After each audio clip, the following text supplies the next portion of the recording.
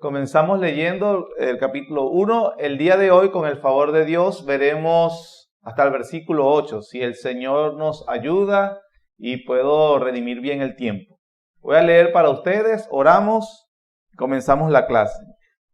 Dice la palabra del Señor: la revelación de Jesucristo que Dios le dio para manifestar a sus siervos las cosas que deben suceder pronto, y la declaró enviándola por medio de su ángel a su siervo Juan, que ha dado testimonio de la palabra de Dios y del testimonio de Jesucristo y de todas las cosas que ha visto. Bienaventurado el que lee y los que oyen las palabras de esta profecía y guardan las cosas en ella escritas, porque el tiempo está cerca. Juan, a las 7 iglesias que están en Asia: gracia y paz a vosotros, del que es y que era y que ha de venir, y de los 7 espíritus que están delante de su trono, y de Jesucristo el testigo fiel, el primogénito de los muertos y el soberano de los reyes de la tierra, al que nos amó y nos lavó de nuestros pecados con su sangre, y nos hizo reyes y sacerdotes para Dios su Padre. A él sea gloria e imperio por los siglos de los siglos. Amén. He aquí que viene con las nubes, y todo ojo le verá, y los que le traspasaron, y todos los linajes de la tierra harán lamentación por él. Sí, amén. Yo soy el Alfa y el Omega, el principio y fin, dice el Señor, el que es y que era y que ha de venir, el Todopoderoso. Yo, Juan, vuestro hermano y copartícipe vuestro en la tribulación, en el reino y en la paciencia de Jesucristo, estaba en la isla llamada Patmos, por causa de la palabra de Dios y del testimonio de Jesucristo. Yo estaba en el Espíritu en el día del Señor, y oí detrás de mí una gran voz como de trompeta, que decía: yo soy el Alfa y el Omega, el primero y el último.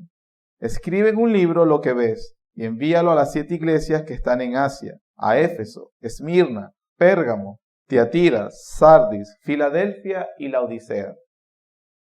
Y me volví para ver la voz que hablaba conmigo, y vuelto vi 7 candeleros de oro, y en medio de los 7 candeleros a uno semejante al Hijo del Hombre, vestido de una ropa que llegaba hasta los pies y ceñido por el pecho con un cinto de oro.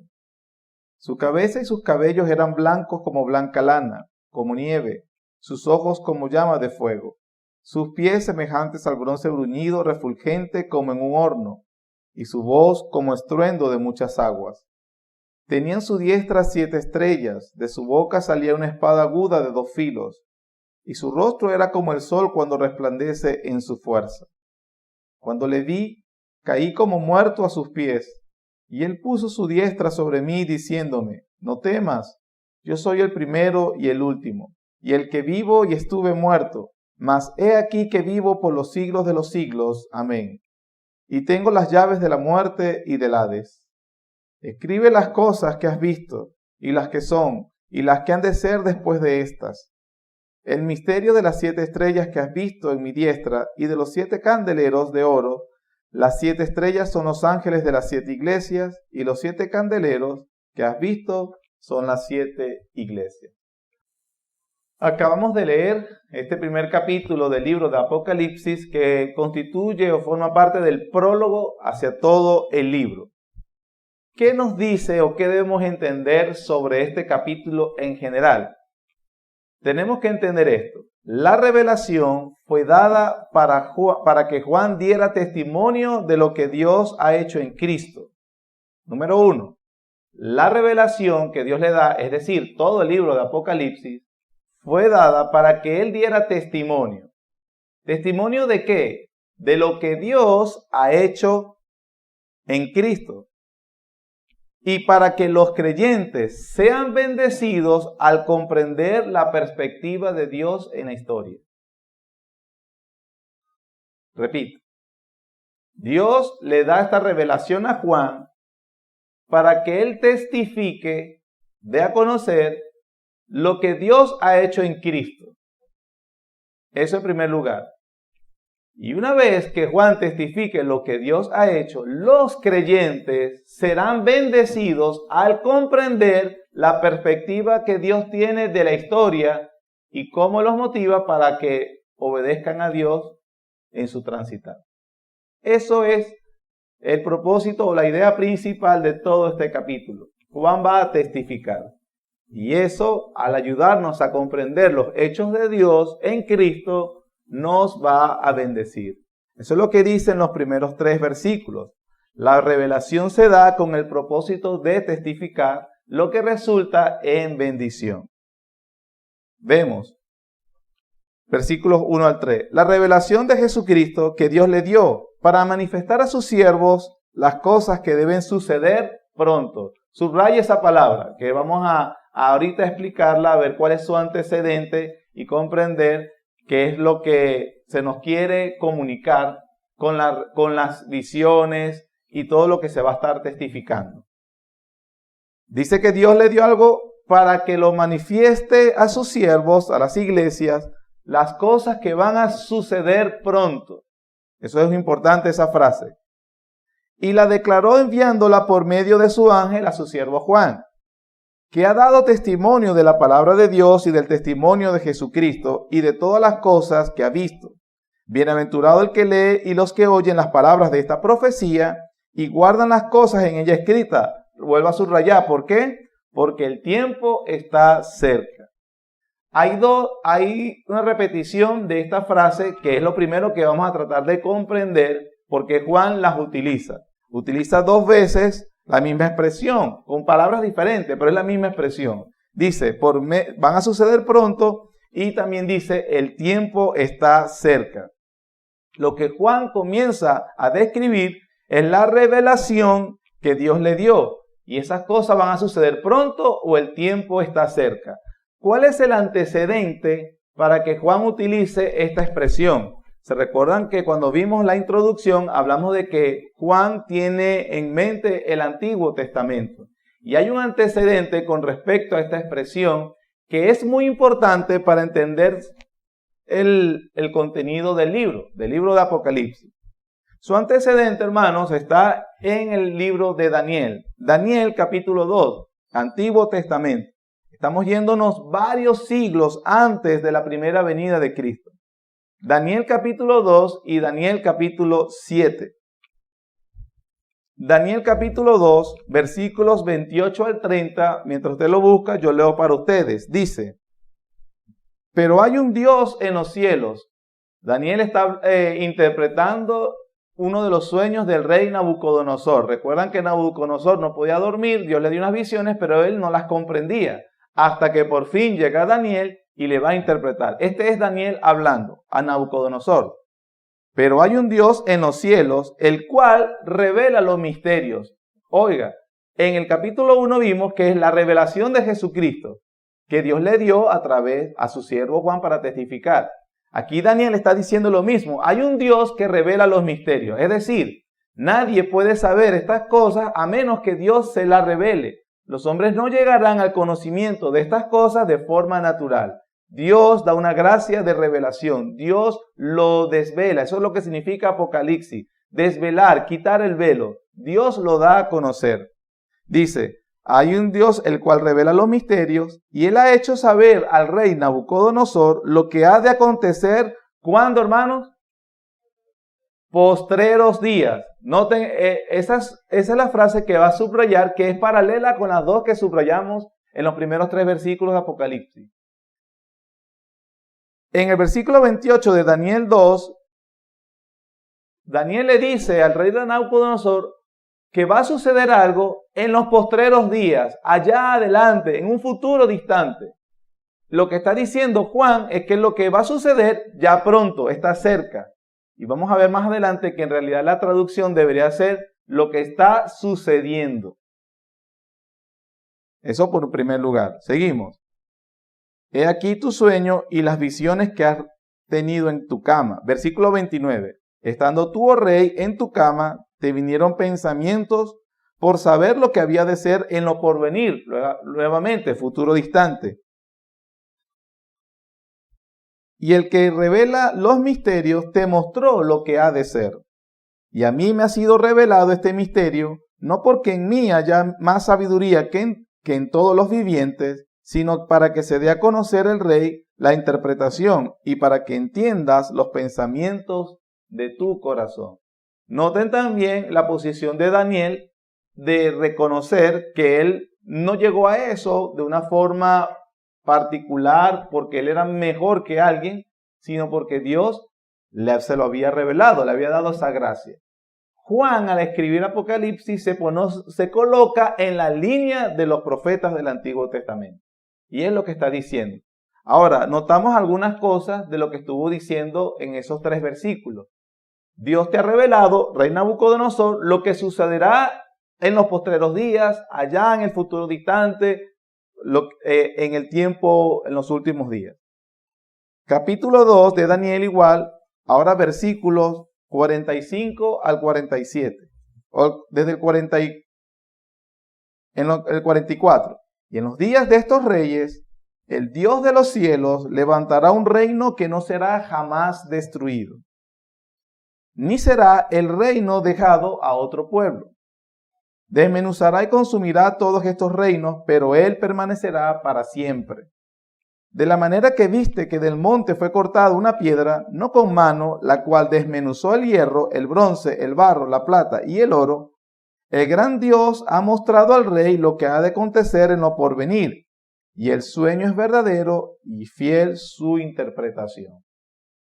La visión que había tenido Nabucodonosor constaba de el surgimiento de unos reinos mundiales, de unos imperios, y que al final de esos imperios vendría un reino.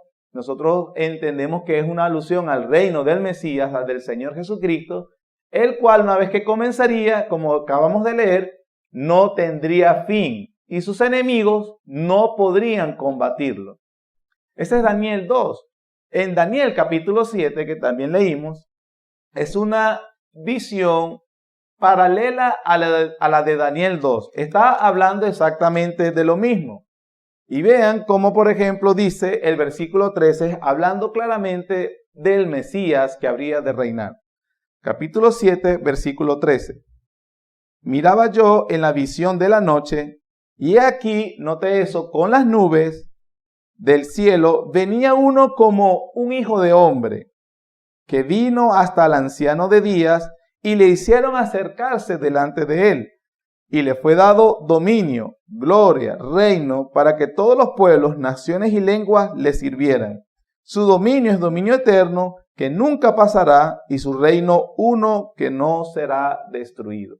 La visión del capítulo 7 es paralela a la misma que la visión del capítulo 2. Ahora sí, Apocalipsis capítulo 1, ¿cuáles son los elementos que nosotros debemos entender del cual Juan está usando sus expresiones?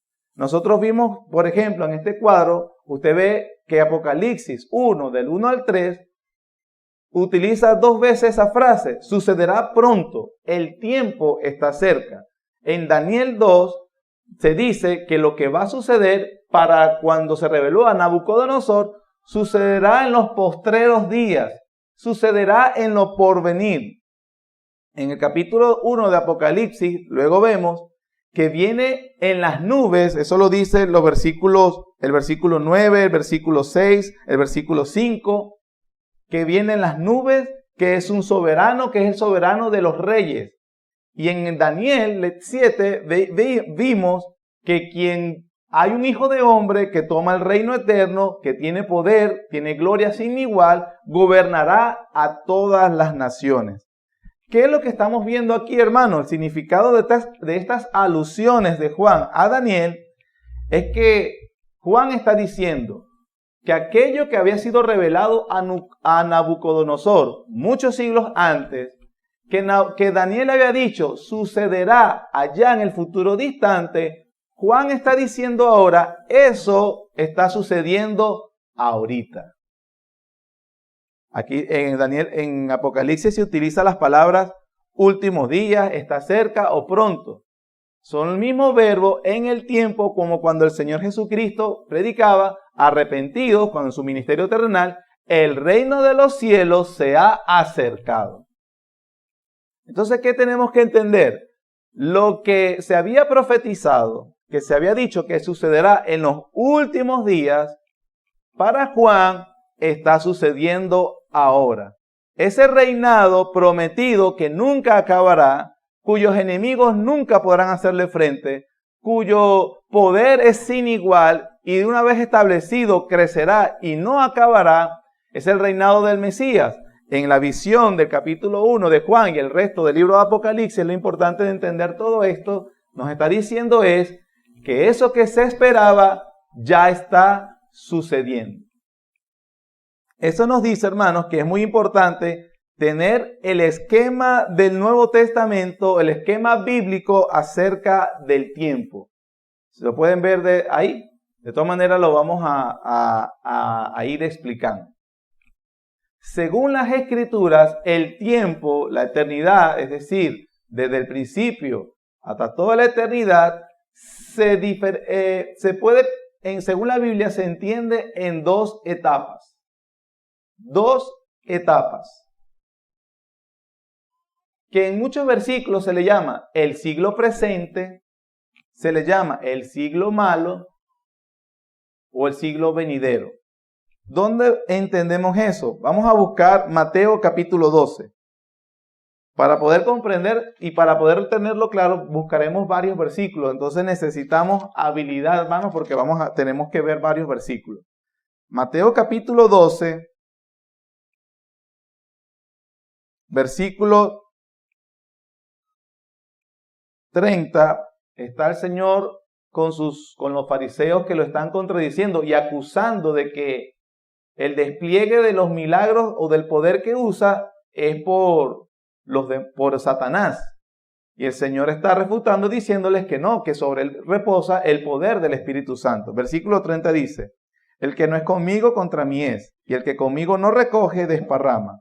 Por tanto os digo, está hablando el Señor Jesús, todo pecado y blasfemia será perdonado a los hombres, mas la blasfemia contra el Espíritu Santo no le será perdonada. A cualquiera que dijera alguna palabra contra el Hijo del Hombre le será perdonado, pero al que hable contra el Espíritu Santo no le será perdonado. ¿Cuándo? Ni en este siglo, ni cuándo, ni el venidero. Según el Señor Jesucristo, hay dos etapas en el tiempo. Hay un siglo malo y un siglo venidero, ¿sí?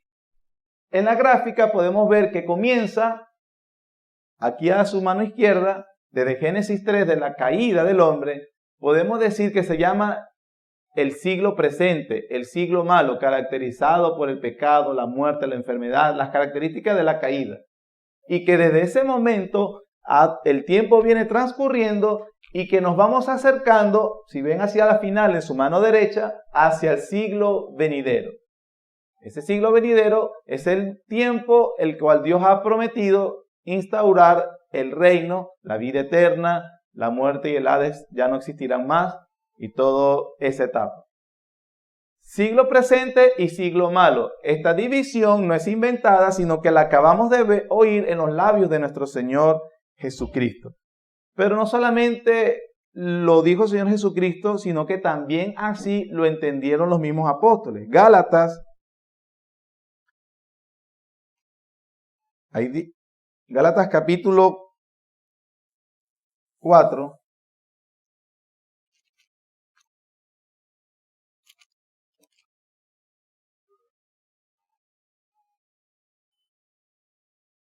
Perdón, capítulo 1. Gálatas capítulo 1, versículo 4 dice, el cual se dio a sí mismo por nuestros pecados para librarnos del presente siglo malo.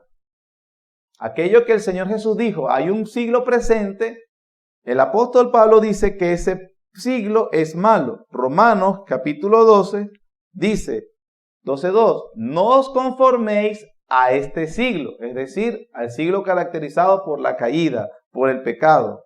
1 Corintios 1:20 dice que ¿dónde está el disputador de este siglo? Y 2 Corintios capítulo 4, versículo 4 dice que el Dios de este siglo. Entonces, Por estas referencias, hay muchos más, hermano, hay muchos más versículos, pero debemos redimir el tiempo. Entendemos entonces que según la Biblia, el tiempo se divide en dos etapas: presente, siglo malo, y el siglo venidero. Lo vimos en Mateo 12, vemos en Efesios capítulo 1, 21, que Pablo también habla del siglo venidero. Efesios capítulo 1, si yo lo encuentro lo leo, Gálatas, Efesios, capítulo 1, versículo 21, dice: sobre todo principado y autoridad y poder y señorío, y sobre todo nombre que se nombra no solo en este siglo, sino también en el venidero. Así que vemos que según la Biblia, el tiempo o las etapas de la existencia se dividen en dos: siglo presente o siglo malo o este siglo, y en segundo lugar el siglo venidero, el tiempo donde habrá vida eterna, se instaurará, se consumará el reino del Señor Jesucristo. ¿Eso está claro hasta ahorita, hermano? ¿Sí? Lo hemos visto en la Biblia, está claro. A ese esquema que le acabamos de decir de dos etapas, vamos a agregar un elemento. ¿Cuál es ese elemento? El que vemos en el medio, donde está esa figura humana allí. Según la Biblia, ese tiempo, ese periodo se le llama los últimos días, los postreros días. ¿Cuándo es ese tiempo? Si vemos a nuestra mano izquierda, comienza a partir de Génesis capítulo 3, el presente siglo, y comienza a avanzar en el tiempo. Hay un momento en la historia, como dice de arriba, la primera barra a la izquierda de ustedes, que dice primera venida del Señor Jesucristo. La primera venida de nuestro Señor Jesucristo, que obviamente caracteriza su vida, su muerte y su resurrección, a partir de ese momento, según la Escritura, podemos decirlo así, se activó el cronómetro, la cuenta regresiva de parte de Dios. ¿Para qué? Para que finalice el presente siglo. Y ese presente siglo, con la primera venida del Señor Jesucristo, con la resurrección del Señor Jesucristo, comenzó la cuenta regresiva para que se finalice, el cual va a finalizar, como dice la segunda barra a su derecha, ¿cuándo? La segunda venida de Cristo. Ese periodo entre la resurrección del Señor y la segunda venida de Cristo, que es donde usted ve la figura humana, es lo que la Escritura o el Nuevo Testamento llama los últimos días. Eso significa que desde que se estableció la iglesia en Pentecostés, por decirlo, o la resurrección del Señor, comenzó a correr los últimos días. A pesar de que han pasado aproximadamente 2022 años, ¿estamos en qué tiempo, hermanos? ¿Por qué usted lo dice? Porque esa fue la comprensión que tuvieron los apóstoles. Ellos entendieron que desde la resurrección del Señor Jesús se empezó, vamos a decir, ya la última etapa del siglo presente. Comenzó la cuenta regresiva para que este siglo presente finalice, porque el día que venga el Señor Jesús por segunda vez, ya no existirá este siglo, sino que entraremos en la vida eterna, lo que la Biblia llama el siglo venidero. Ese periodo de tiempo se le llama los últimos días.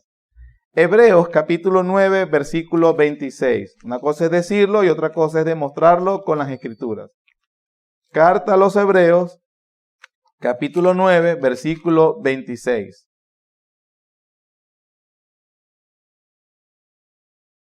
Dice: de otra manera, le hubiera sido necesario padecer muchas veces desde el principio del mundo. Pero ahora, ¿en qué, hermanos? En la consumación de los siglos. Se le llama diapostreros, consumación de los siglos.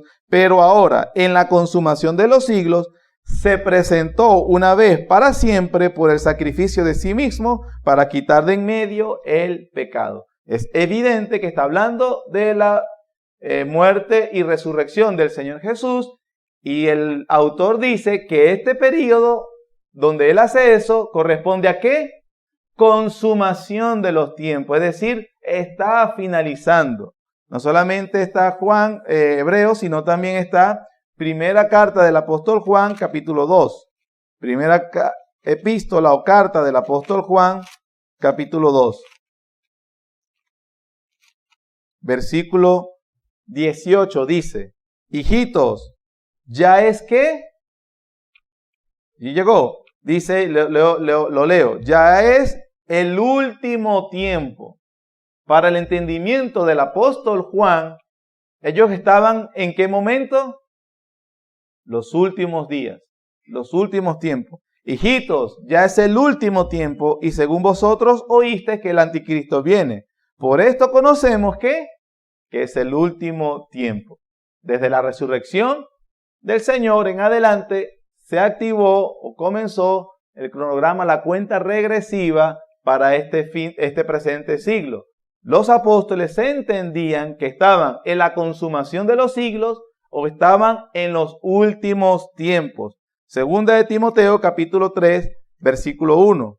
Segunda carta de Pablo a Timoteo, capítulo 3, versículo 1. Dice, también debes saber esto, 2 puntos, que en los postreros días vendrán tiempos peligrosos. Nuevamente el apóstol Pablo habla de que están en los postreros días, porque está hablando de las características de los hombres y le dice a Timoteo, tú para contrarrestar el crecimiento de la maldad, predica la palabra.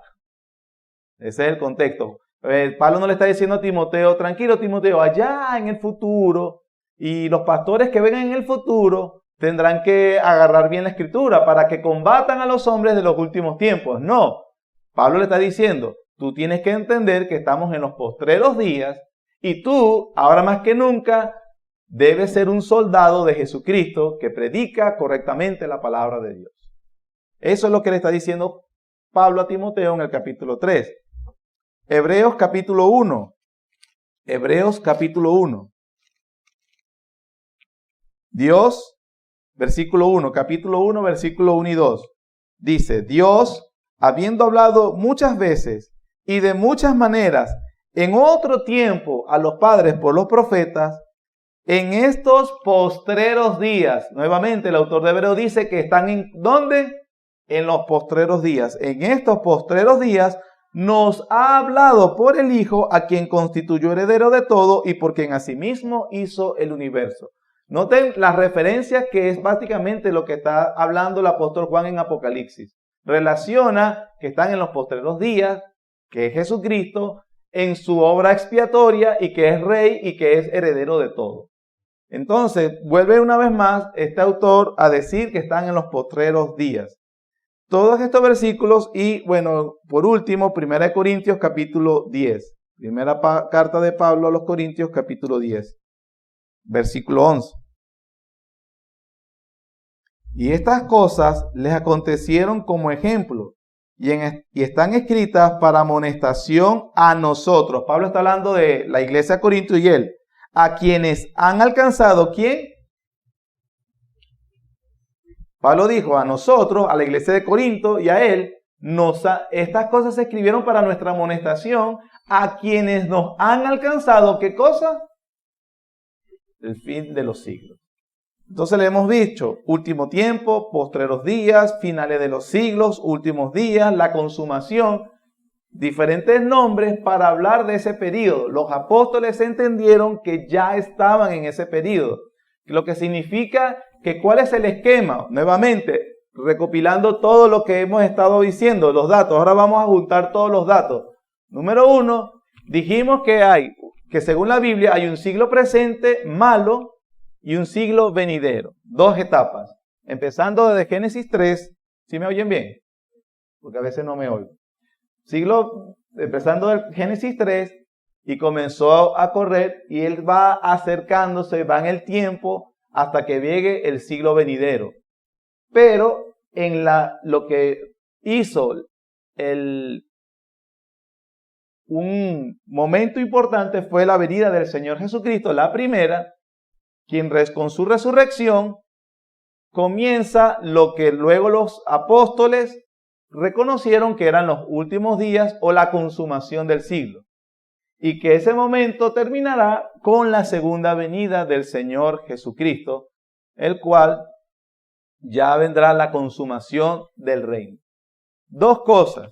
Estamos viendo que hay un periodo, ese entre las dos barras, donde el siglo venidero y el siglo presente se solaparon.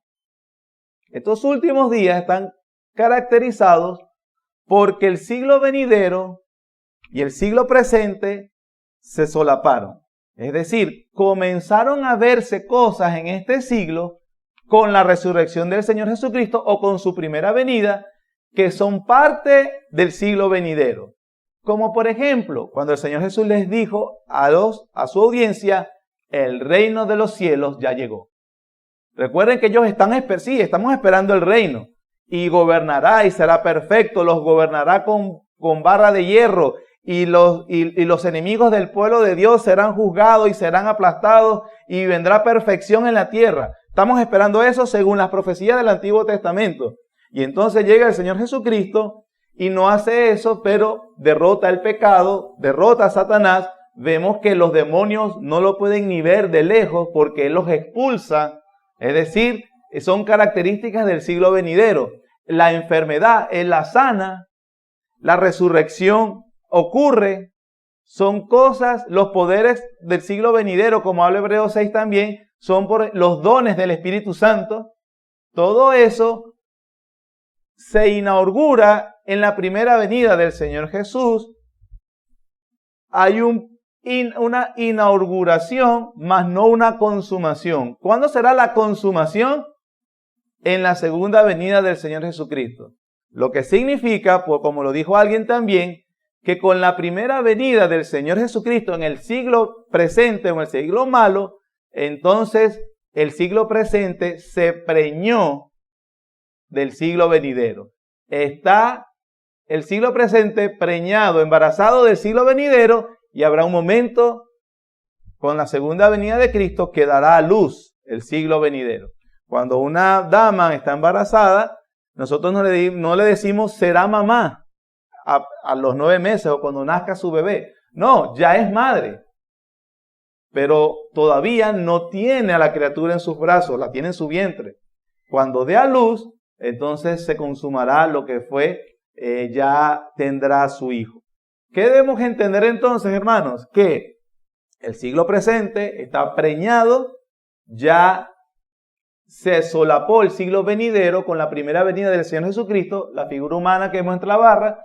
Podemos decirle también que es el periodo de la iglesia y que ese alumbramiento será ¿cuándo? Con la segunda venida de nuestro Señor Jesús. El reloj, la cuenta regresiva ya se activó. Esto es entonces importantísimo. ¿Por qué? Porque cuando el profeta Daniel, como los otros profetas, pero nosotros no estamos leyendo solamente Daniel, que es las alusiones que hacen Apocalipsis 1, habla de un reino, un Mesías, un Señor que vendrá, se instaurará un reino, será perfecto, su poder, sus enemigos no pueden hacerle frente, sino que avanzará y será perpetuo y eterno, el cual Daniel dice, va a venir un día eso vendrá en algún momento.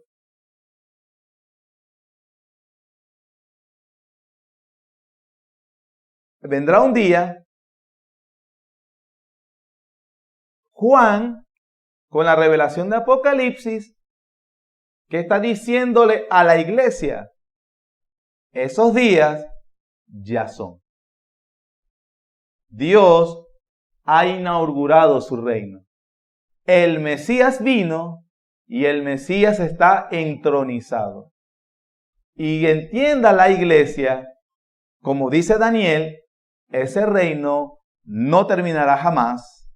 Ese reino es indestructible. Ese reino es indetenible. ¿Por qué es importante tener eso en mente? Porque lo que le viene, en buen venezolano lo digo, en buen venezolano lo que viene es joropo. La iglesia debe entender, Cristo reina en todo momento. Dios ha cumplido sus promesas del Antiguo Testamento. cuando vimos, ¿verdad? Si mi vista no me engaña, la gran mayoría de los que estaba acá, hace poco vimos los misterios del reino en Mateo capítulo 13.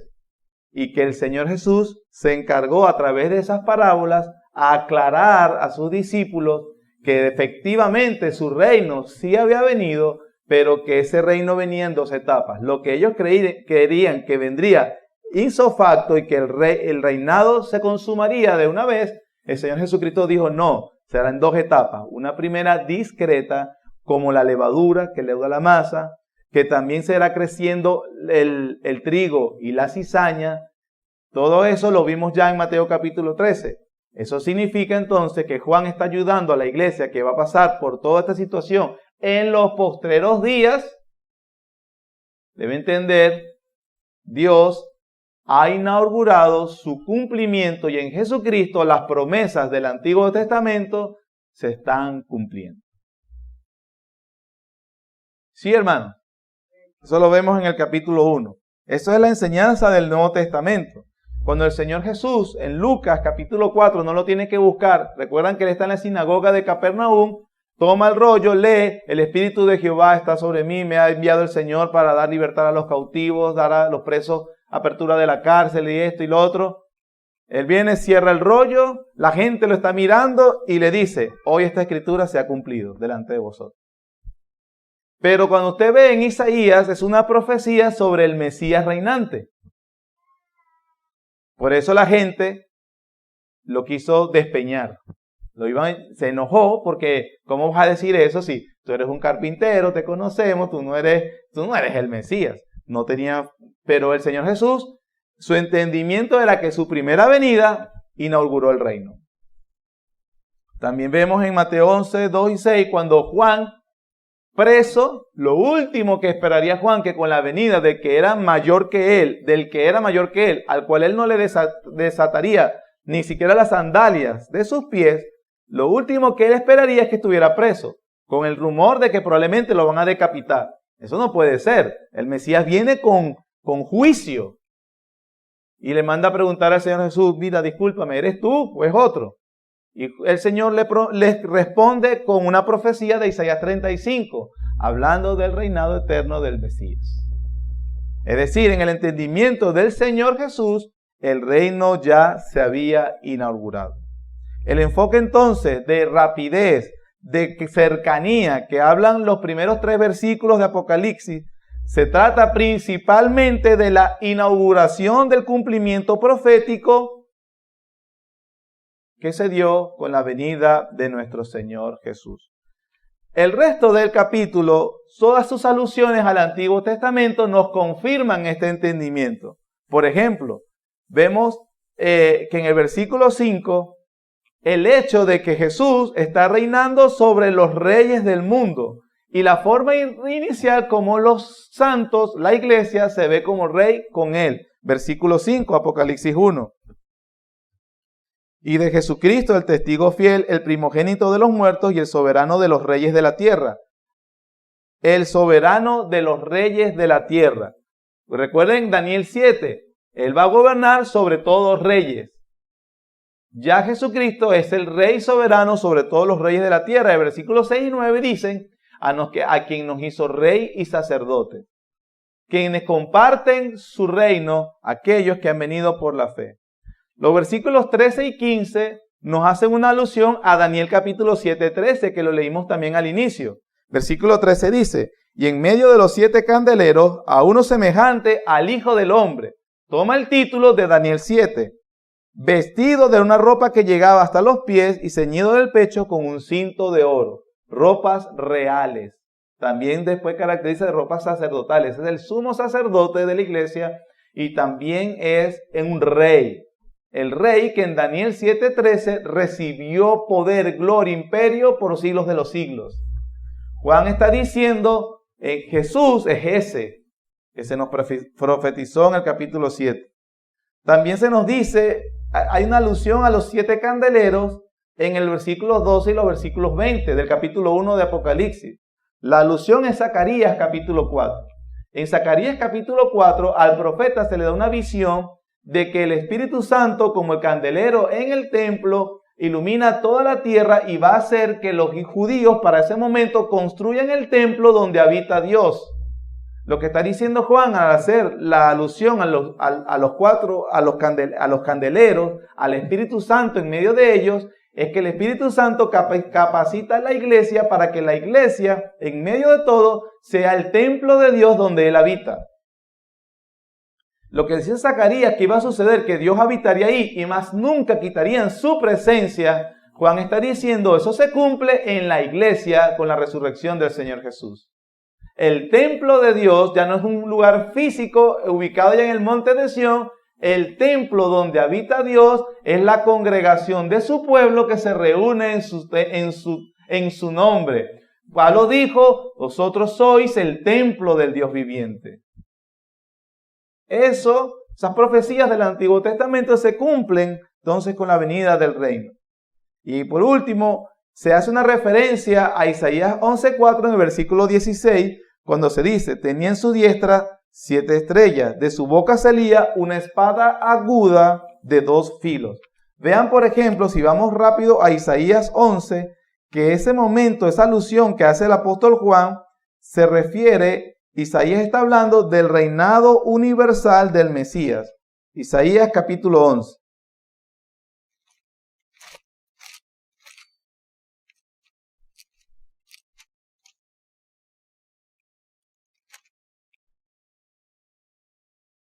Dice versículo 1, saldrá una vara del trono de Isaí, y un vástago retoñará de sus raíces. Reposará sobre él el espíritu de Jehová, espíritu de sabiduría y de inteligencia, espíritu de consejo y de poder, espíritu de conocimiento y de temor de Jehová. Y le hará entender diligente en el temor de Jehová. No juzgará según la vista de sus ojos, ni arguirá por lo que oigan sus oídos, sino que juzgará con justicia a los pobres, arguirá con equidad por los mansos de la tierra. Herirá la tierra con la vara de ¿qué, hermanos? De su boca. ¿Qué dice Apocalipsis 1:16? De su boca sale una espada aguda de 2 filos. La alusión es que ese Mesías prometido que juzgará rectamente, Juan está diciendo, ese es el Señor Jesús con su mensaje y sus palabras. Y con el espíritu de sus labios matará al impío. Será la justicia cinto de sus lomos y la fidelidad ceñidor de su cintura. La primera etapa de su reino. Versículo 6. Morará el lobo con el cordero y el leopardo con el cabrito se acostará. Es decir, ese reino esperado que ahorita no vemos esa segunda etapa concretamente. Nosotros vemos que el león no se acuesta con el cabrito, sino para comérselo. Pero lo que está diciendo Isaías es que en el siglo venidero, recuerden el esquema, eso sí va a ser una realidad. Pero la primera etapa, el misterio del reino, como lo dijo el Señor Jesús, era que una primera etapa donde su reino sería un reino principalmente espiritual. Pero espiritual y todo, indestructible, indetenible, y está leudando toda la masa. El tiempo, ¿estamos en qué tiempo, hermanos? Los postreros días. Todo esto entonces es muy importante para que nosotros reconozcamos el reinado soberano de nuestro Señor Jesús. Todo esto, ¿por qué? Hay que finalizar. Lo demás lo vemos con el favor de Dios la próxima semana, si Él no ha venido. Porque anhelamos que venga. Anhelamos que consuma su reino. Anhelamos que Él sea entronizado concretamente. Ahorita sabemos. Pero hermanos, déjenme adelantarme algo de la semana que viene porque estoy desesperado por llegar a ese momento. Pero se lo voy a decir, ya no me aguanto más. Juan ve al Cristo entronizado y glorificado en medio de la iglesia. A pesar de su tribulación. A pesar, ¿en qué siglo vivimos, hermano? ¿En qué siglo estamos viviendo? Siglo presente malo. ¿Cuáles son las características de este siglo? Por el pecado, la muerte, el sufrimiento, las lágrimas, el deterioro, la maldad, Satanás actuando, los hombres enemigos de Dios, persecución, sufrimiento. Sí, todas estas cosas son propias de este siglo. No puedes esperar que no esté. Eso sería vivir una realidad alterna. No es verdad. Todas estas cosas son parte de este siglo presente. Lo sufrimos, lo lloramos, nos dolemos. Pero Juan nos está diciendo acá, el Cristo al cual has creído es el Rey del universo y está llevando a este siglo a su consumación final. Anímate con eso, querido hermano. Que el Señor te dé ojos para ver. Vemos primero el Cordero inmolado, pero que también te dé ojos para primero ver el Cordero y a través del Cordero ver al león de la tribu de Judá que ha tomado el reinado. Él reina sobre este mundo, hermano. Reina sobre todos. Hagan lo que hagan los reyes de la tierra, los presidentes, la OTAN, la ONU, Rusia, Ucrania, Estados Unidos, Alemania, hagan lo que hagan. Él es rey y nosotros estamos unidos a Él. Nada nos separará. Eso es lo que nos ayudará en el tiempo presente, el siglo malo. Oremos, el tiempo se fue y si no ha sido consumado el siglo venidero, el siglo presente, nos seguiremos en la próxima semana. Gracias, Señor.